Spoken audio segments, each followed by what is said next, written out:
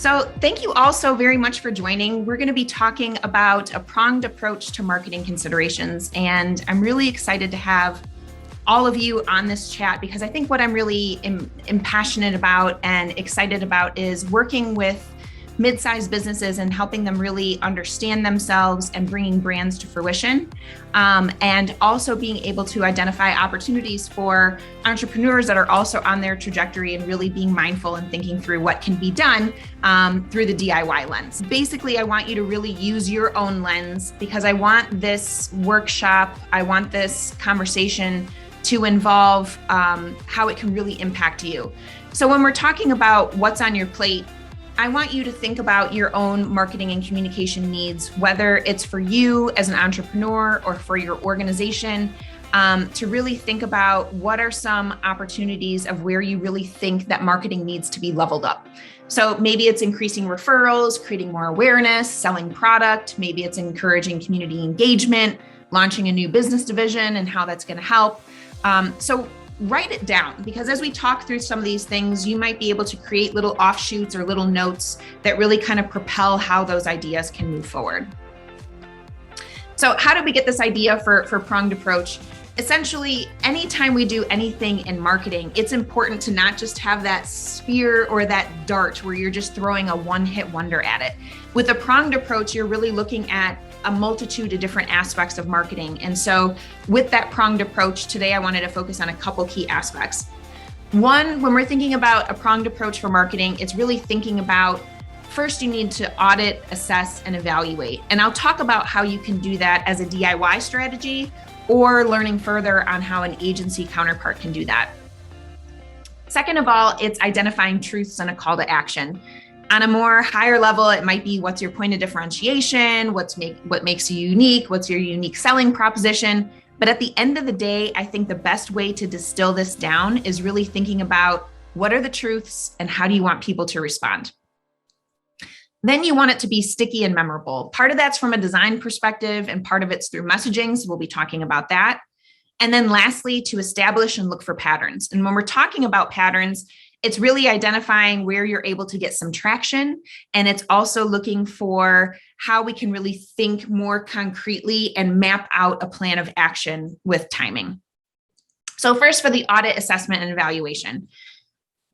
Sometimes when people hear market research or they hear about an audit and assessment, they immediately kind of go into panic mode of, ooh, it sounds really expensive. It's a huge concern. It sounds very daunting. And the answer is it can be both. Sometimes with more formalized market audits and assessments, it can be a very, very in-depth process. But what I like to refer to all of this is more pulse research. I always think it's really important to do an audit, and I do this with all of my clients, is let's figure out what you're working with. Let's figure out what you're doing first before we provide recommendations and suggestions on what you should be doing. Because until we peel back the layers and truly understand what you have and what you're working with, then we can be more definitive in what we're doing. So what are some things that I would suggest that you look at for an audit and assessment? Some of it is taking a look at prior Word documents that you've written, what's on your website, evaluating your logo. Is it really representing your brand, imagery? A big one I like to tell folks is, how do you talk about yourself and your business at a dinner party? What's the elevator speech? But sometimes the way that you communicate to your friends is a lot more conversational in nature, and it actually might be better than your elevator speech. Thinking about organizational communications. Are we buttoned up? Are there things that are missing? So this is always where I like to start with folks in order to really be pronged, if you will. So these are some questions that you can ask. What are some elements that are really helping reach our goals and objectives? Are these elements effective? Is the tool itself a really good tool, but maybe it's not as modern as we hoped? Where are some inconsistencies? What's hard to communicate? Those types of things are all some types of preliminary questions. I saw that Jill was on the line. Jill is an amazing client, and this is one example that I'll show you of many. Part of the reason that I like to show examples is sometimes it's really helpful to see some work, even if it might not pertain to you or your industry, but to understand how things can work and how things can come to fruition. So the Institute for Public Policy and Economic Development is this great organization in Pennsylvania. And we went through this whole exercise with them before we launched a lot of their website materials, or their website, I should say. So with them, we were able to do a survey, and we also did in-depth research, and I'm going to fly through some of these things. But again, these are all things that you could do where you're just doing pulse research and you're talking to constituents, or it could be on a higher level where you have more in-depth surveys. So then what we did after we had our surveys is we went through that assessment process where we got our research, where we found out what was working for individuals and stakeholders. And then we determined, okay, this is what we heard. Now we're assessing and we're determining what's working and what's not. And then we put together our recommendations for how we wanted to advance and create a new website for them. So then we put together a sitemap. And in that evaluation process, that's where we were really able to realign their marketing objectives and their goals and really understand other audiences and how people viewed them. And so as you'll see here, this is the part that to me is really kind of cool, is we started putting together some preliminary evaluations and some metrics in terms of, here's what we think would make a lot more sense for their website. Here's how it should be configured. Here's how it should work. And then what's really cool is this is just a visual example. It shows, okay, boom, we have the latest research that's more in the forefront and we have research support. But none of that website, the targeted impact of the website would have been able to come to the surface if we didn't do that audit and assessment first. Sure, you could run to the starting line and start working on a website, but until you really understand how your audience works and looking at the landscape, you're not going to be able to get a really good, impactful site. So through some of this audit and assessment, that's where we were able to really think about language in their materials, how things are structured. They're a policy organization, and so a lot of their information is so smart and so well written. And we really looked for opportunities of how can we talk in layperson's terms, because the audience that was reading this might not always be academic. So that just gives you an example. We also really tapped into left brain, right brain mentality. And when we think about left brain, right brain, some people listen more auditory, some people are more visual, some people like data, some like editorial. And so we really tried to appeal once we understood their target market. So one of the things that resulted for this particular client is we started to do some videos with them because we realized that videos was a great tool and a good resource for them. This shows an example of how the data was so important to their audience that we had to make it more profound. So I wanted to share that as an example because it's important for you, regardless of your industry, is really thinking about what are some appeal approaches to your audience? How do individuals really interpret your information?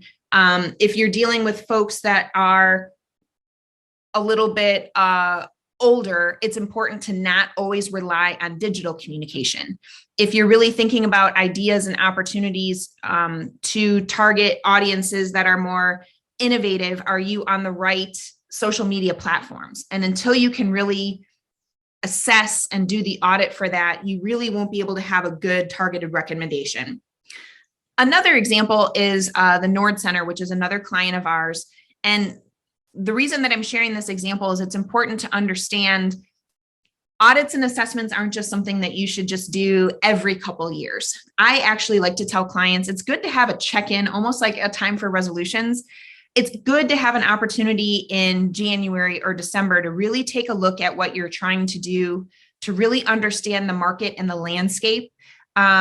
One of the big things that impacted the Nord Center that they weren't expecting perhaps a year ago is this era of the Great Resignation and trying to be able to get new hires for clinical management, for psychiatrists, psychologists, caseworkers.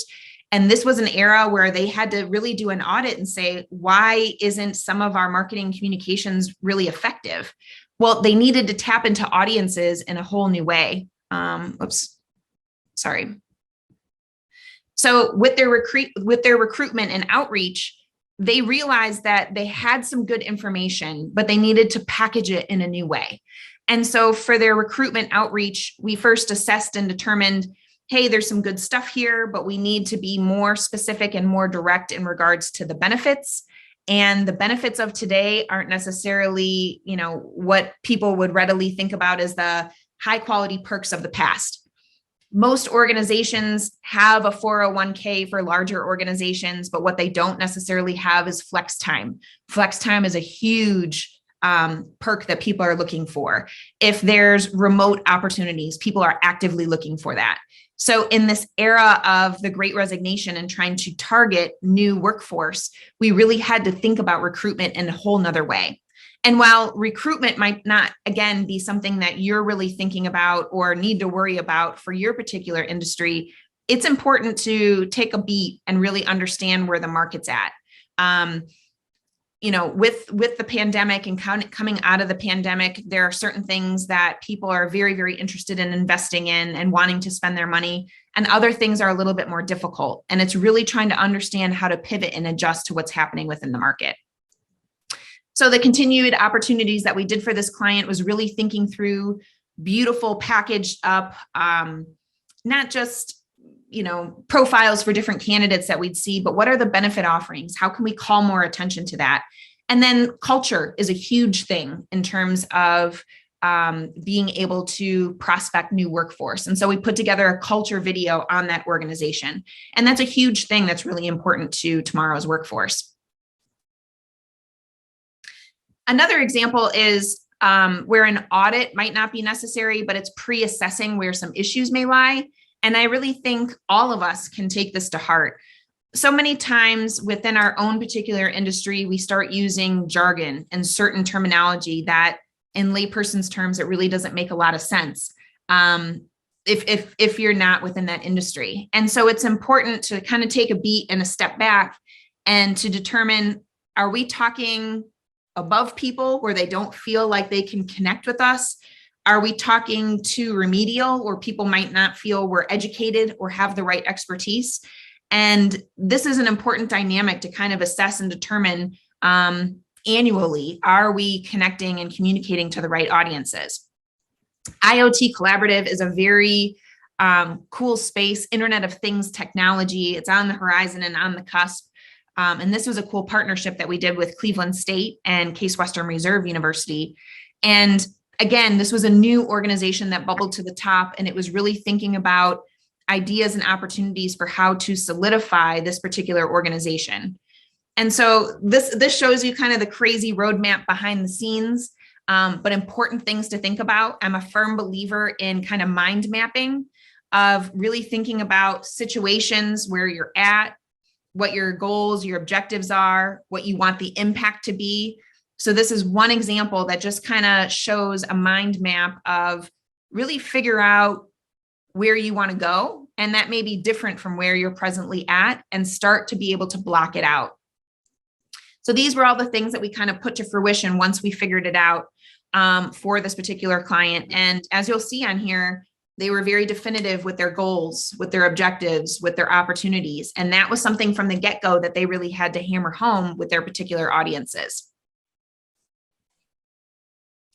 So from a DIY perspective, if some of you are like, ooh, I really haven't done that for myself, or we're not really at that level where we need to do super in-depth opportunities, your friends, your family, and also, colleagues that you've worked with can be a great resource. Your employees can be an amazing resource. Ask where you feel like there's been frequently asked questions. That's huge. If you and your employees are constantly getting asked the same questions and you're like, I thought this was evident, or I thought it was apparent, it means that we need to go back and determine ways that we can be more crystal clear in that communication. Talk to your industry partners. What I see, at least in the nonprofit sector quite a bit, is there's great alliances and great partnerships where there can be different surveys that are sent, or even just picking up the phone saying, hey, we're trying to embark on some new marketing communications. What are your thoughts about this? Like, where do you see our biggest challenge, or where do you think we're the most unclear or muddy about things? Do some competitor shopping. This is so important. To understand what makes you unique, to understand what makes your organization or what you do of value, it's important to kind of get a benchmark of what other people are doing in the marketplace. Maybe they're a lot larger than you. Maybe they're a lot smaller than you, but understanding where you are in that space will help quite a bit. And the other thing that I always encourage folks is check out aspirational brands. We all know those brands that just make us feel good, make us think, maybe make us feel really sophisticated, maybe make us feel really comfortable. And what do we really like about that? Is it the look of it? Is it the tone? Is it the way in which they continually do outreach? These are all important things to take into consideration that you can do on your own. The second area is identifying truths and call to action. And the big thing that I want people to understand when you're telling your truths are so many times, and I'm not just talking about in a public relations standpoint, but so many times people feel with ongoing marketing and communication that it's more reactive to something. Hey, we're having a sale, and then marketing goes out. Or, hey, there's been a change, you're reacting and marketing goes out.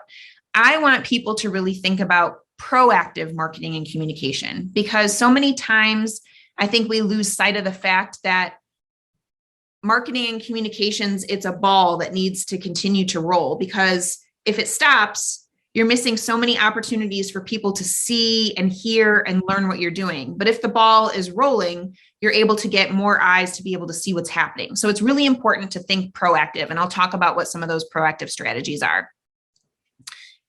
Continually ask yourself and think about, what are we trying to achieve by the communication outreach? And this should actually change. You don't just want to have the same communication time and time again. Maybe it's to educate folks on your service. Maybe it's to overcome a myth that you're super expensive. Maybe it's to tell the facts about, hey, did you know X, Y, and Z, that this is an issue? And did you know that this is how we can help? So it's important to think about communications outreach from what are the key objectives and messaging that you want to share. And that may have a couple different buckets, and I'll kind of show you what I did for myself. And what's a call to action? A call to action is really like, you're going to share some information. You're going to tell them how you're unique or what your service offering is. And the call to action is, what do you want to result? Do you want them to schedule an appointment? Do you want them to have you top of mind when you're doing research? Do you want them to have you top of mind? I think somebody was on here from the VA. All of those particular industries, when it comes to content creation, that you want them to be able to contact you. And it's constantly reminding people. I think we easily think that it's egotistical, that we're saying, this is what you need to do. In the marketing world, it's really not. You need to be very direct. Otherwise, people aren't going to know what to do with that information. So that's an important consideration to have. This is another client that we work with, and the light bulb really went off for me. This was a couple weeks ago. It's PCO Bookkeepers and M&A Specialists is their organization, and it's in the pest control industry. And one of the really cool things that we talked about as an organization is we kind of went back and forth of who's your target market. Like, it's the pest control organization companies that they work with, and they handle accounting and mergers and acquisitions. And finally, we got to a great part of the conversation where we were really able to peel back the curtain, and we recognized this particular organization, their clients are not all pest control organizations. While they'd like to say that, we'd all like to say, hey, we're all Northeast Ohio. Hey, we're Northeast Pennsylvania. The reality for them is that they want to work with pest control organizations that have been in existence for 5+ years and have a certain revenue stream. That was a light bulb moment for them. In the past, they would try to assert, hey, we will offer you a free research document or a free assessment. And they actually realized that by offering some free advice, they were cheapening their brand a little bit with these organizations that should want to know and understand the value of having an accounting partner. Or when they were ready for mergers and acquisitions, you're not interested in working with the cheapest organization. You're wanting to work with the organization that's going to get you the best return on investment. So these are all things, it's part of their truth. They want to work with organizations that are 5 years or older and at a certain bench cap. And when they could explain that and own that as a truth for how they wanted to project themselves, our messaging became a lot different, where it was more refined and more specific. The financial partners, this is a really cool example. Tyson is a friend. He's one of my financial planners, and he's also a client. And when you think about financial partners or an advisor, it's easy to not necessarily see a personality. And in discussions that we had with Tyson, he was able to share his truth and his story about why he got into doing finance. And his whole reason of why he wanted people to invest was he lost his dad. And they really didn't have life insurance or different policies, and they weren't thinking about the future. And his mantra became loving people through finance and being able to help other families prepare, to be in a better situation. And so through his truth, we were able to create a very cool, impactful narrative where these amazing video brochures went out to prospects, and you could watch the video, and it wasn't a salesy story. It was more, this is why I got into doing finance. This is why I really believe people should be invested and really mindful of their financial future. And it was so impactful because he was sharing his truth. And I think when we have the opportunity to connect with our audiences and to be authentic and to even remove sales from the situation, why are you doing what you're doing? What makes you feel really good about the organization that you work with? Amazing things can come through when we find these nuggets of truth and how we want to share it. And then what's really cool is the beauty of when you share your truth is that it can create a wildfire approach. And so it was really neat. People started sharing Tyson's story on social media. Who's normally going to share information about their financial advisor unless it's, hey, go talk to so-and-so. But people were resharing his story and retweeting it. And he had so many views on this video. And it was an incredible opportunity where sharing your truth, you can look for very creative and innovative ways to do it. Another cool client that we did, this was years ago with my former agency, when I co-owned Rue Creative. I started Notavi Creative about 5 years ago now. But with Rue, we had the opportunity to do some Spitzer automotive commercials. And the reality and the truth was the idea of buying a car is really fun, but the car buying process and the haggling, it just stinks. Like, people don't like to do it. And so how could we get at the truth of how customers were feeling, and how could we create a more relatable brand for the organization?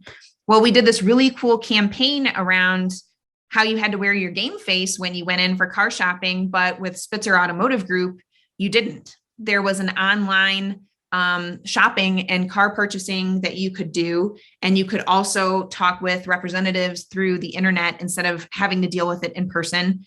And it was an amazingly successful campaign.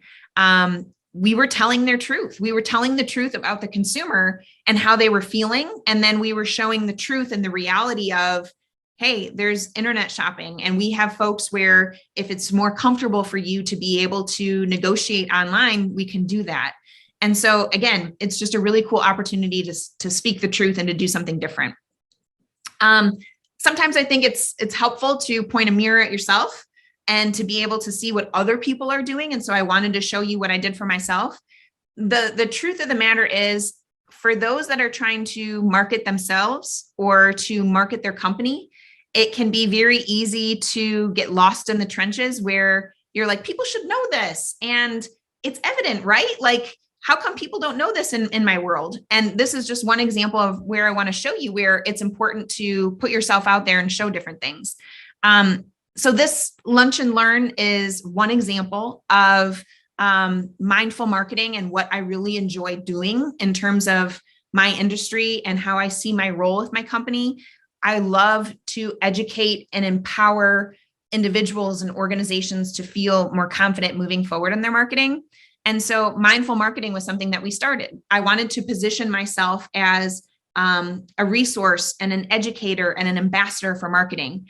And so what's cool is when I was just starting out with Notavi, I don't know what's going to stick in terms of a social media approach. I don't know what people are going to gravitate towards. But this was an area of me speaking my truth that people really respected. It became an opportunity for people to want to get to know me and to understand my business and our capabilities versus me just showing, here's the work, here's the work, here's the work. Another example is Again, being able to create thought-provoking ideas, want to take more beautiful photos. Again, it's trying to help the everyday person understand how to take a photo. But my hope is that people would share this post. You build brand awareness through a truth, through a reality. Other things that are really cool, and this is something that I would share with all of those that are kind of in that entrepreneurial camp, and I know there's a couple of you on that call. Sometimes in our circles, we may feel like people should know all the aspects of what we do, and the reality is they don't. We live and breathe it. Your business is your baby. And so it's important to kind of put out there more of what you do, because there may be a lot of things that you touch. So a couple of years ago, I shared that, we had printed materials. We were expanding and working in Columbus. So this was just a shot that I was really excited and proud about. But this was something that captured people's attention. I think it was the very next day I had somebody follow up and say, hey, I didn't realize you did business cards, or that you helped with marketing material like little notebooks. Can we talk? Nobody would have really known that unless I put it out there in the social media world. This was another cool example. Being able to share what you're involved with and what you're doing from an organizational standpoint is really helpful. It was really cool. I went to the Federal Reserve Bank on behalf of work. We had a partnership with them indirectly through one of a different clients. And then something that you learn from your truths is you learn to match your truth with where it's making an impact. So years ago, I started realizing that people really gravitated toward learning through learning sessions and videos. And so videos became a huge means to educating folks about the importance of marketing and communication and talking to entrepreneurs and offering tips. And so here you can see the high reach and the number of views. And so as you start to develop your truth, you can start honing in on how you want to share that truth. And that's where you're able to make adjustments to your call to action, or how you're actually showcasing those truths. Here's another example of some material that showed, how and where we got involved. This is an example I'll show you in a minute.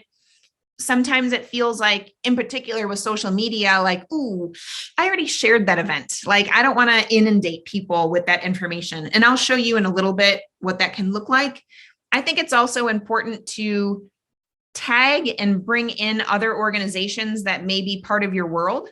So for a particular event that we did, we highlighted all of these organizations because they were our partners in this work. We gave props to those that made it possible and to those that we had the opportunity to work with. And so there was a huge engagement and a huge reach.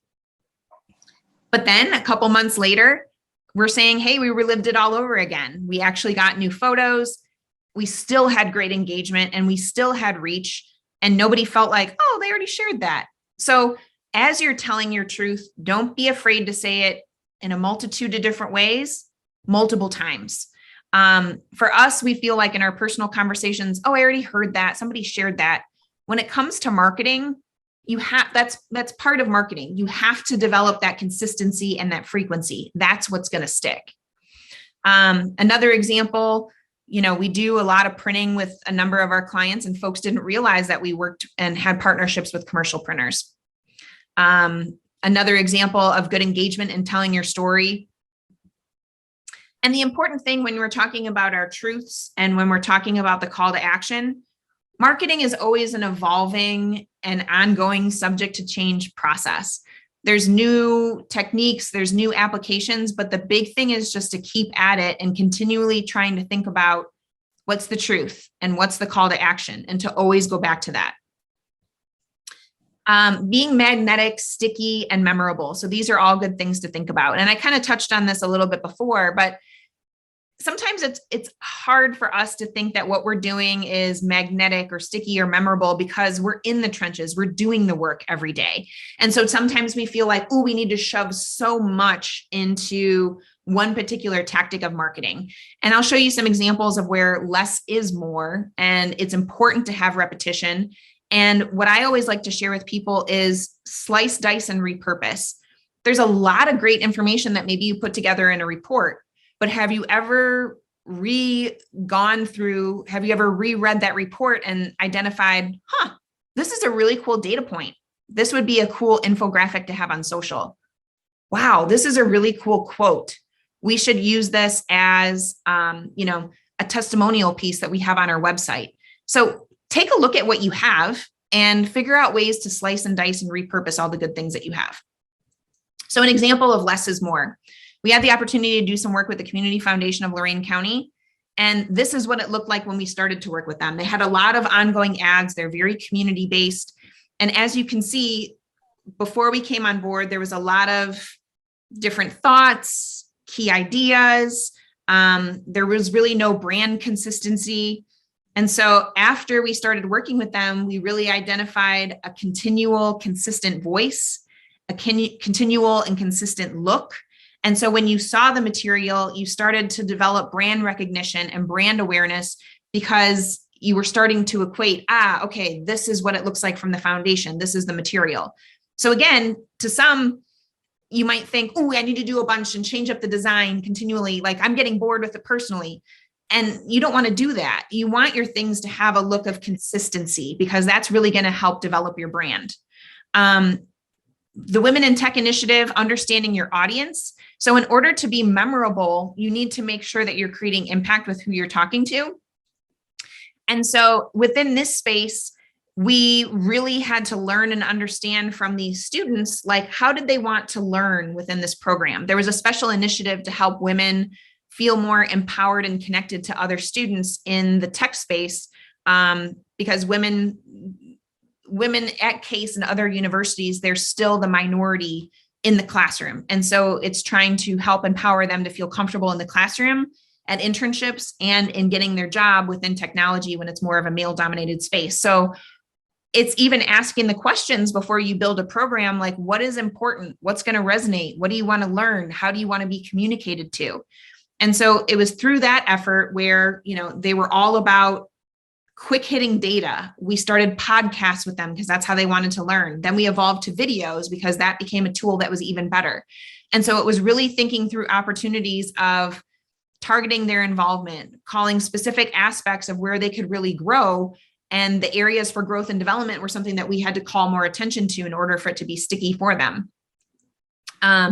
And then another big aspect was they wanted to learn from peers versus wanting to learn from professors within this space in particular. So they wanted to hear and learn and grow from those that were just starting their career, like from year 1 to year 5. Those were the women that they really wanted to grow and learn. And so we had to develop a marketing and communications plan as a result of that. Another 2 examples of being sticky and really being impactful is kind of the morsel mentality is what I like to call it. And that's where this visual made a lot of sense. It's really thinking about having bite-sized communication.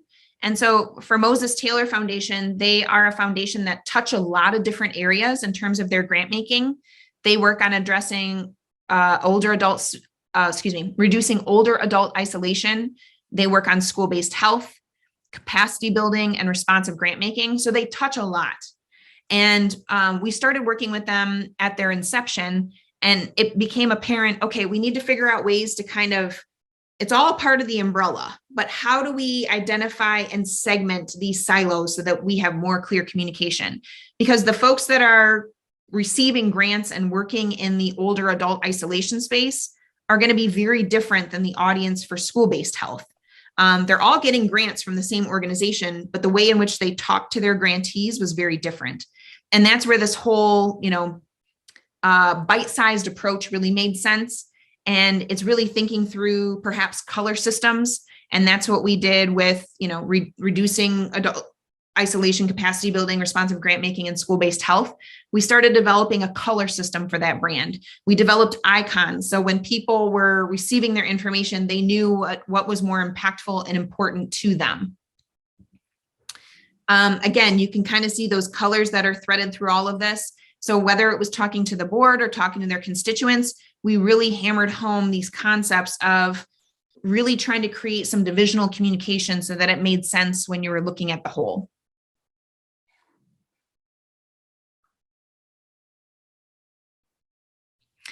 Connexus NEO is another example where we did the same idea, completely different industry, but they had various stakeholders. They worked in manufacturing and healthcare and technology.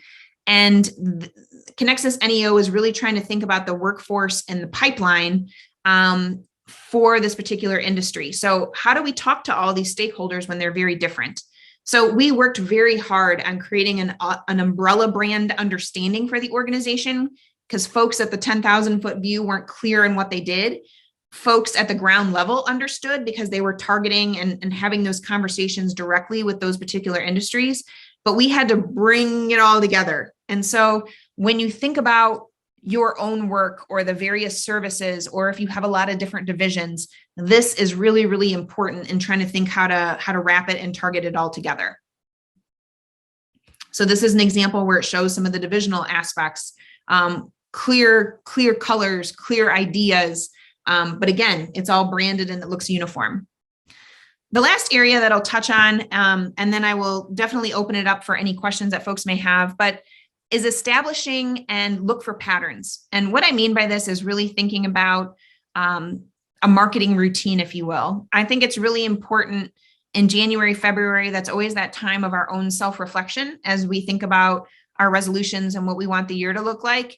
And I think it's important to kind of ice some time, especially for your business or for yourself as a professional.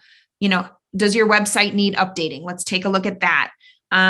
When we look back at the last year, what were some things that we really got good traction on our website? You can take a look at Google Analytics and really thinking about what are some patterns that you want to replicate and what are some patterns that you want to break. GSI Executive Search is one of our clients, and they work in HOAs, hospitality, and high-end golf resorts. And what was interesting about them is over the last 18 months, we helped them grow by tenfold, like literally by tenfold. And how we did that was really taking a look at patterns of communication and establishing patterns for them.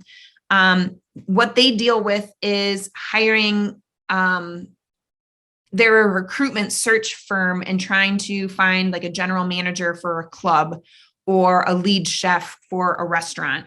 And so it's important to them on two fronts. One, they want to aggregate a database of qualified candidates to fill these positions. But then on the other hand, they want to work with organizations to hire them to then recruit. The big thing that we talked about was initially they felt like, oh, let's do something once a month. And the more that we saw the readership, we are now doing email blasts for them weekly. And we are putting together videos for them weekly.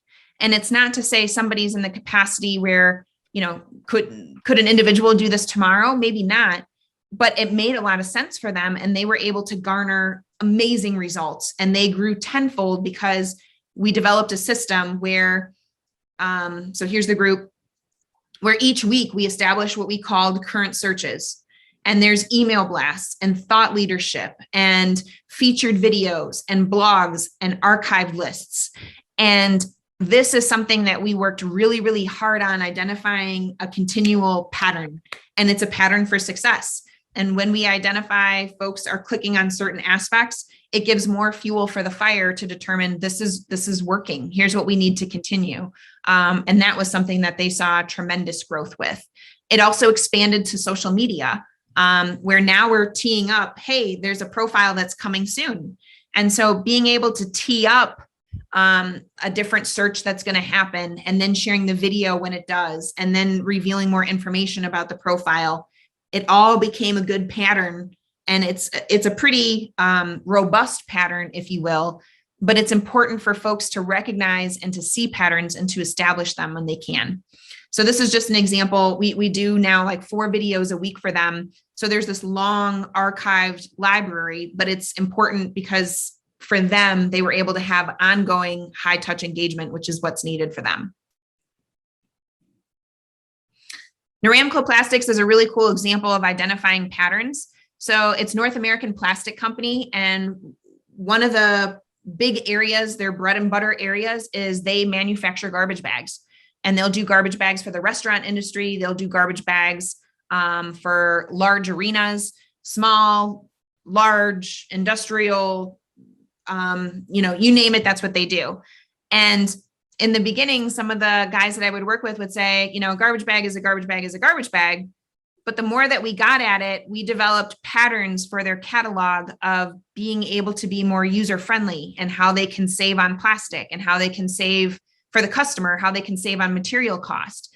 And so we developed these patterns where clients would refer to certain pages saying, hey, I'm looking for this and I'm looking for this sizing I saw in your catalog.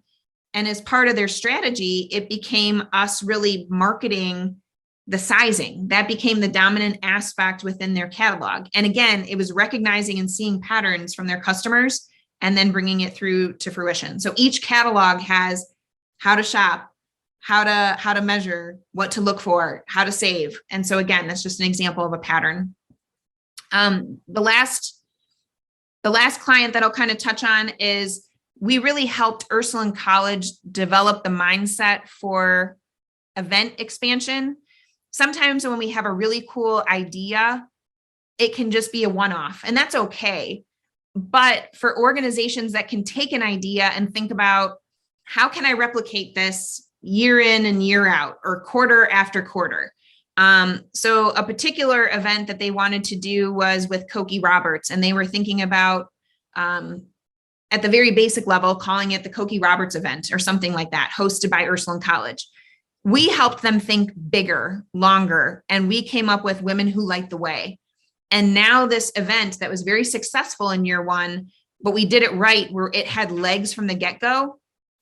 Now this is an event that they're able to do time and time again under that umbrella brand of Women Who Light the Way. And so they're really able to have continuity, and people loved the event. They know that Women Who Light the Way is going to be coming again. And so they've really been able to market themselves of getting well-attended events. It's raising money, it's raising scholarships, and it's been extremely successful for them over the years.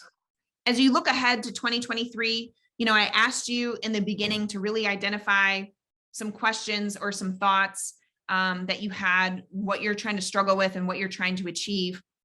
And so now is kind of your opportunity before the time escapes you, is to make some notes and to go back and to say, okay, maybe it's an audit and assessment that we need to do because, like our website's not really working for us, or I'm really trying to get into this new space of being able to offer a particular service, and I haven't focused much energy on it. Let me try to think about what the truths are in doing that service. If you have any follow-up questions, I know you received the information through, Michelle at Notavi Creative, so don't hesitate to reach out. But I love the fact that you all joined, and as you're thinking about, future needs, let me know as you're kind of in that gear up phase. If you kind of want to pick my brain, that's what I'm here for. But I appreciate the opportunity to connect. So thank you all so very much.